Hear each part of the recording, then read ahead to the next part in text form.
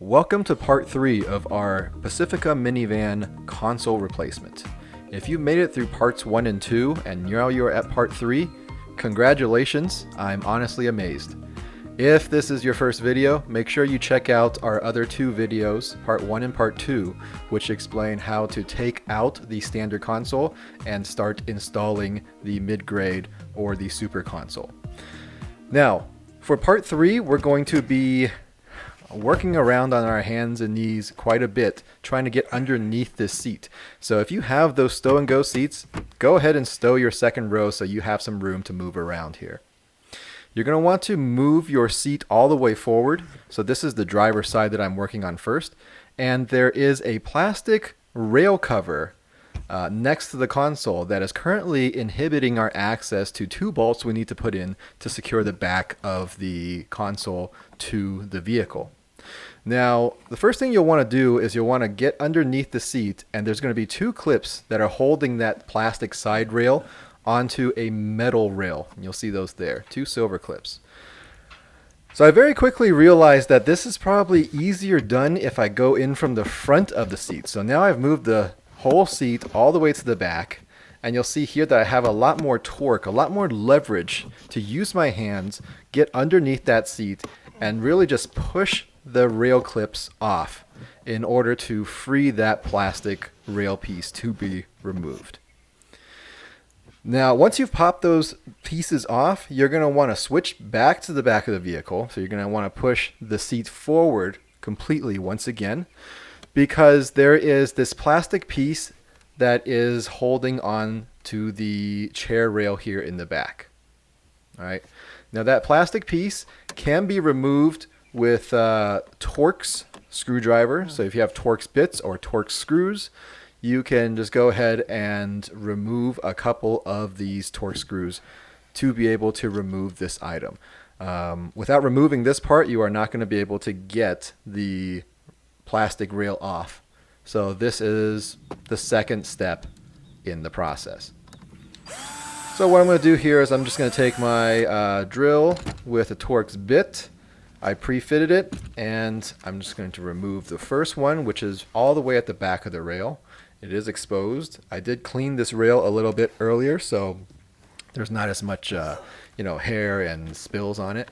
And now you'll see that this plastic piece is already loose, right? But I'm having trouble removing it, and that's because, well, now I need to clear off the space, and I actually need to open up that stow and go compartment one more time, because the plastic piece actually extends underneath these floorboards.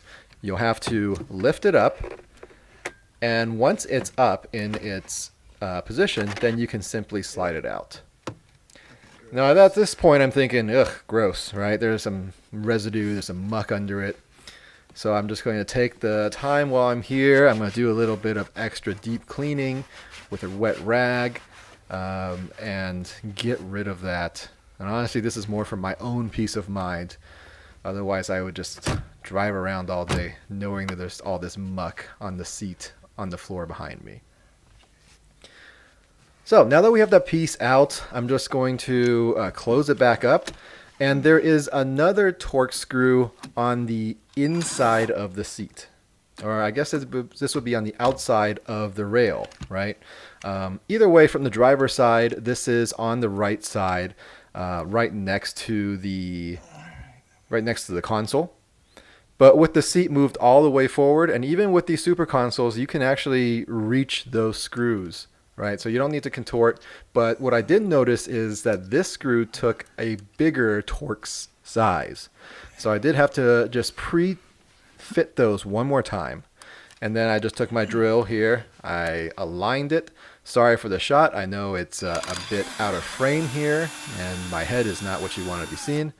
But I'm just going to take out that screw from the side. And that's going to be a second screw. One of the two that are actually bolting the rail into place. So now that I have it out, I'm just going to twist it out by hand here for the last bit. Yank it out. the next thing is I'm going to be moving that seat all the way to the back again.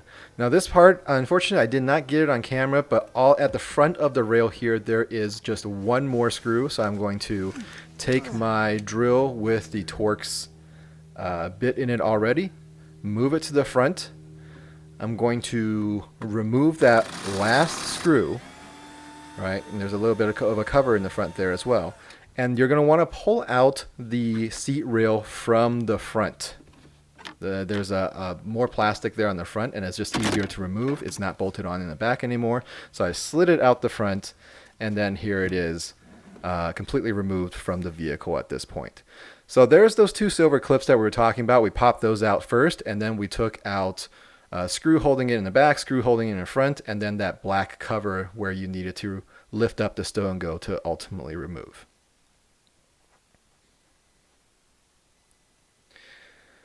Alrighty, so now that we've done that, we're going to go back underneath the seat. We've pushed the chair all the way to the back once again, but there's those bolt holes that we needed access to, and the reason why we wanted to remove that rail. The whole reason here is because, as you'll remember from video number 2, there's a metal bracket back there, and that is how you'll secure the console to the bracket and ultimately to the vehicle in a safe manner. Once again, these are just a couple of machine screws here, and I'm just going to speed it up because it took me a little bit of a time. Obviously, it was a weird angle to get the screwdriver and the screw in there. So you want to do this for front and back on this side, right? So, on the other side, it's going to be much more of the rinse and repeat. So I have to get the rail off, and then you'll have to, get the bolts in. So once the bolts are in, your console, hopefully it has it. If it doesn't, no worries, because you really can't see it from the outside. But there's this plastic cover that just snaps into place. So I'm just doing a test fitment here, making sure that it matches up, but ultimately I'm not going to snap these in until I get the other side done. Now once you have the second side done, you snap those covers into place, then now you're on easy street, right? We're going to take a bunch of these rubber mats, these rubber liners that the console originally came with, and I'm just going to reinstall them. I originally took these out because, honestly, the rubber mats were kind of slapping me in the face when I was moving the console around and cleaning it and whatnot. So I've got the one for the floorboard in the front. I've got this one, which is for the tunnel, and then I've got that one up top. Now, as you'll see here, I did duct tape that drawer in. Just as a reminder, this was so to keep that drawer from constantly opening and closing by itself while I was moving it around in the vehicle, getting the test fitments, and then ultimately installing it. But at this point, it's bolted to the floor, so we've got 2 bolts underneath that front floor cubby, and then we got 4 bolts in the back, 2 on the driver's side seat, 2 on the passenger side seat, which required those rails to take off. So now that everything's together and the tape is removed, here's how it finally looks. My wife instantly loved the console because it made her drinks and her phone within easy reach, but yet she still had that large floor cubby area, which allowed her to, put her purse down or put down a cooler, and then that tunnel is where ultimately our tissue box lives, or if we ever decide to move anything that is very long, then we don't have to adjust a lot of seats. We can actually just put it through there kind of like a pass-through. All in all, it wasn't too much work, but you'll want to make sure that you have all your parts together at the beginning. So hopefully you guys enjoyed this. Hope this is helpful to you as you embark on your own journey to decide whether this is something you want to do yourself. You can definitely save a lot of money going the DIY route. So thanks for watching. Make sure you hit that subscribe button for my random uploads here in the future. Otherwise, feel free to revisit parts 1 and 2, and we'll see you for the next project. Bye-bye.